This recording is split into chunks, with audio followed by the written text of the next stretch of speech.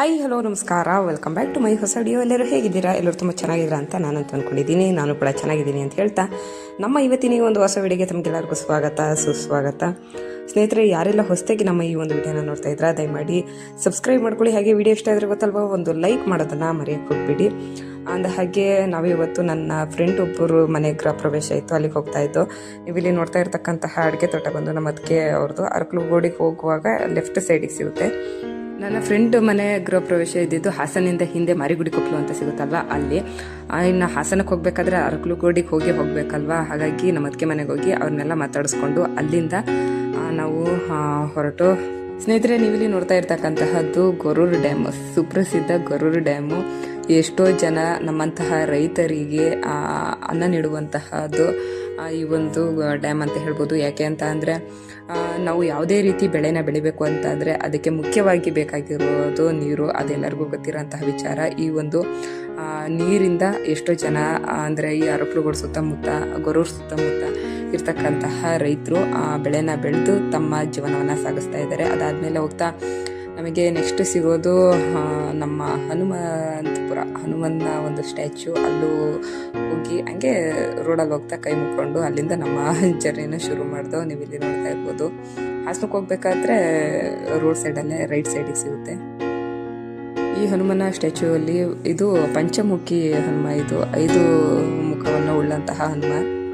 ಅಲ್ಲಿಂದ ಸ್ವಲ್ಪ ಮುಂದೆ ಬಂದರೆ ಲೆಫ್ಟ್ ಸೈಡಿಗೆ ಮಾರಿಗುಡಿ ಕೊಪ್ಪಲಿಗೆ ದಾರಿ ಅಂತ ಇದೆ. ಇಲ್ಲಿ ಈ ಆರ್ಚ್ ಒಳಗಡೆ ಸ್ವಲ್ಪ ದೂರ ಹೋಗಬೇಕು. ಅವರು ಊರಿಗೆ ಹೋಗಬೇಕು ಅಂದರೆ ಸ್ವಲ್ಪ ಒಳಗಡೆ ಹೋಗಬೇಕು. ನೀವಿಲ್ಲಿ ನೋಡ್ತಾ ಇರ್ಬೋದು ಅವ್ರದ್ದು ಹಳೆ ಮನೆ.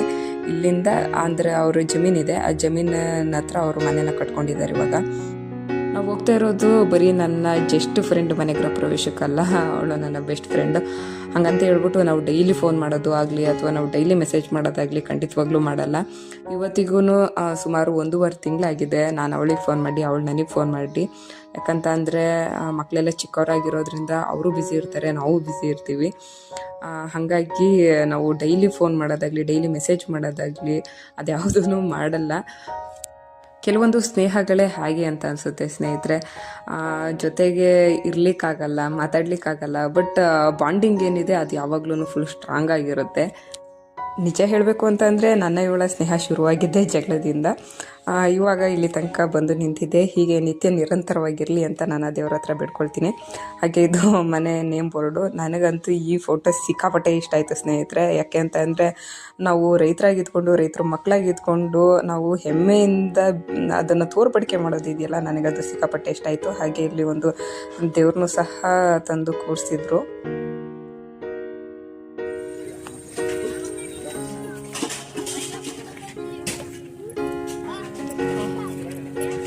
ಕರ್ಕಾಗಲಿಲ್ಲ ಅವರೆಲ್ಲ ಮೈಸೂರು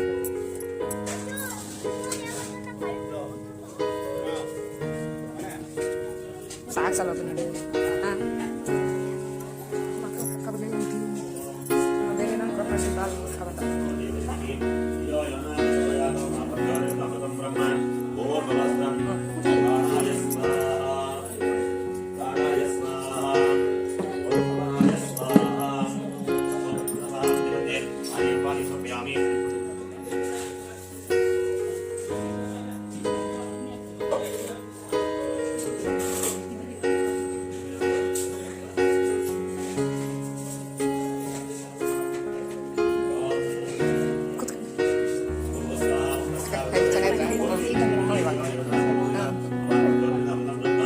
ನಾವು ಇವ್ರ ಮನೆಗೆ ಹೋದಾಗ ಸತ್ಯನಾರಾಯಣ ಪೂಜೆ ಮಾಡ್ತಾಯಿದ್ರು.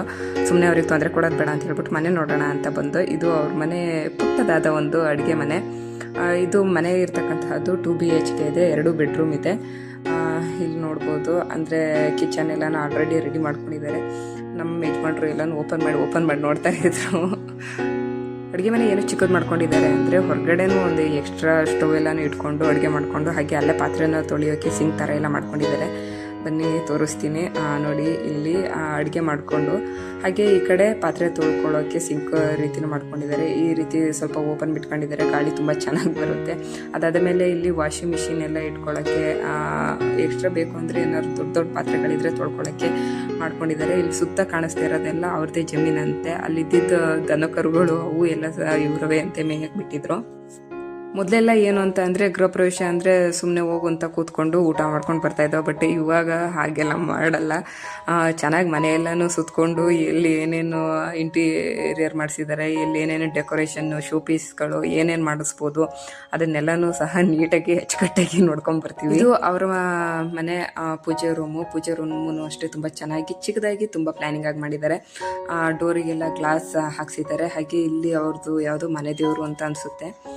ಇಲ್ಲಿ ದೇವ್ರನ್ನ ಇಟ್ಟು ಸಹ ಪೂಜೆ ಮಾಡಿದ್ರು. ಮನೆ ಕಟ್ಟೋದು ಅನ್ನೋದು ಪ್ರತಿಯೊಬ್ಬರ ಒಂದು ಆಸೆಯಾಗಿರುತ್ತೆ, ಕನಸಾಗಿರುತ್ತೆ. ನಮ್ಮ ಜೀವಿತಾವಧಿಯಲ್ಲಿ ನಮ್ಮದೇ ಆದ ಒಂದು ಸ್ವಂತ ಮನೆ ಇರಬೇಕು ಅನ್ನೋದು ಪ್ರತಿಯೊಬ್ಬರ ಆಸೆಗೂ ಸಹ ಆಗಿರುತ್ತೆ. ಅದೇ ರೀತಿ ನನ್ನ ಸ್ನೇಹಿತೆಯ ಆಸೆ ಕೂಡ ಆಗಿತ್ತು. ಅದು ಇವತ್ತಿಗೆ ನೆರವೇರಿದೆ.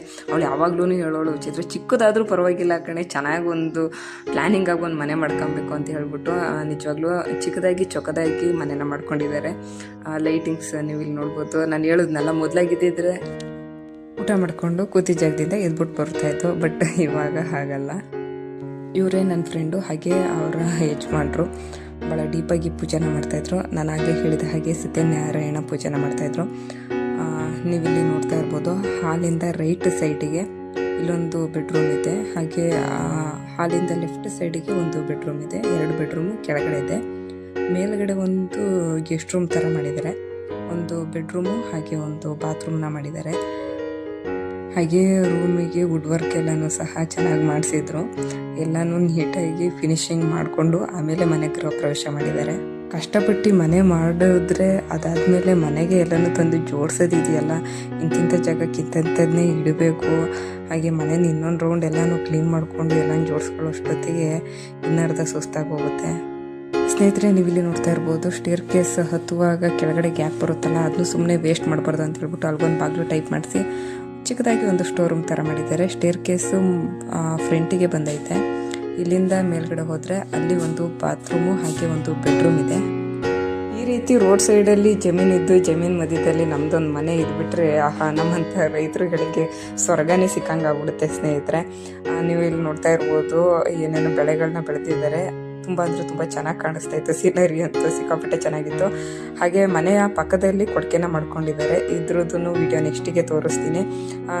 ಇದು ರೂಮು ಹಾಗೆ ಬಾತ್ರೂಮು. ಈ ರೂಮಲ್ಲಿ ಏನು ಮಾಡಿದ್ದಾರೆ ಅಂತ ಅಂದರೆ ಸ್ವಲ್ಪ ಹಂಗೆ ಚಿಕ್ಕದಾಗಿ ಒಂದು ಸ್ಟವ್ ಇಟ್ಕೊಂಡು ಅಡುಗೆ ಮಾಡೋ ಹಾಗೆ ಏನಾದ್ರೂ ಮಾಡಿಕೊಂಡು ತಿಂದು ಇಲ್ಲೇ ತೊಳೆದು ಇಟ್ಬಿಟ್ಟು ಹೋಗೋ ಹಾಗೆ ಒಂದು ವ್ಯವಸ್ಥೆನ ಮಾಡ್ಕೊಂಡಿದ್ದಾರೆ. ಇದು ಕೂಡ ತುಂಬ ಚೆನ್ನಾಗಿತ್ತು. ಹಾಗೆ ಇಲ್ಲೊಂದು ವಾರ್ಡ್ರೋಬ್ ಟೈಪು ಸಹ ಮಾಡಿಸ್ಕೊಂಡಿದ್ದಾರೆ. ಈ ವಿಡಿಯೋ ಇಷ್ಟ ಆಗಿದೆ ಅಂತ ಭಾವಿಸ್ತೀನಿ. ವಿಡಿಯೋ ಇಷ್ಟ ಆಗಿದ್ರೆ ಗೊತ್ತಲ್ವ, ಒಂದು ಲೈಕ್ ಮಾಡೋದನ್ನು ಮರೆಯೋಕ್ಕೆ ಹೋಗಬೇಡಿ. ಇದರ ಕಂಟಿನ್ಯೂವೇಷನ್ ವಿಡಿಯೋನೂ ಸಹ ಬರುತ್ತೆ, ಪಾರ್ಟ್ 2 ಮಾಡ್ತೀನಿ. ಯಾಕೆ ಅಂದರೆ ಒಂದೇ ವಿಡಿಯೋದಲ್ಲಿ ಎಲ್ಲನೂ ತೋರ್ಸೋಕೆ ಹೋದರೆ ನೋಡೋರ್ಗೂ ಬೇಜಾರಾಗೋಗುತ್ತೆ, ನನಗೂ ಅಪ್ಲೋಡ್ ಮಾಡೋಕ್ಕೂ ಕಷ್ಟ ಆಗುತ್ತೆ. ಆ ಒಂದು ಕಾರಣಕ್ಕೋಸ್ಕರ ಪಾರ್ಟ್ 2 ಜೊತೆ ಬರ್ತೀನಿ. Take care.